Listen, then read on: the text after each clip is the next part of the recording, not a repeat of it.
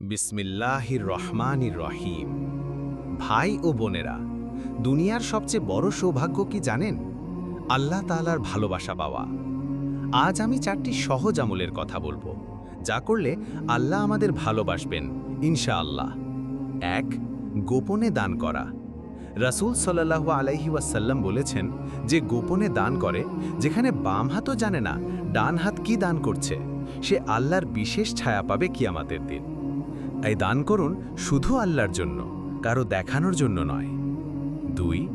একাকী কান্না ও ইস্তেগফার। রাতের শেষ ভাগে উঠুন, 2 রাকাত নামাজ পড়ুন আর চোখের পানি ফেলে বলুন, হে আল্লাহ, আমি গুনেহগার, আমাকে মাফ করুন। আল্লাহ তখন বলেন, কে আমাকে ডাকছে? আমি তার ডাকে সাড়া দেব। 3. ক্ষমা করা।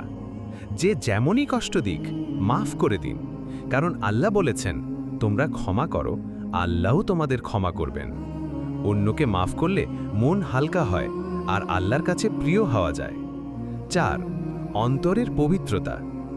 আল্লাহ আমাদের চেহারা বা সম্পদের দিকে তাকান না, তিনি তাকান অন্তর ও নিয়তের দিকে। তাই সব কাজ করুন শুধু আল্লাহর সন্তুষ্টির উদ্দেশ্যে। ভাই ও বোনেরা, আসুন আজ থেকে এই 4টি গোপন সুন্দর আমল শুরু করি।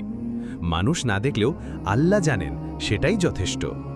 আল্লাহ আমাদের সবাইকে তার প্রিয় বান্দা বানিয়ে নিন। আমিন। আসসালামু আলাইকুম ওয়া রাহমাতুল্লাহি ওয়া বারাকাতুহু।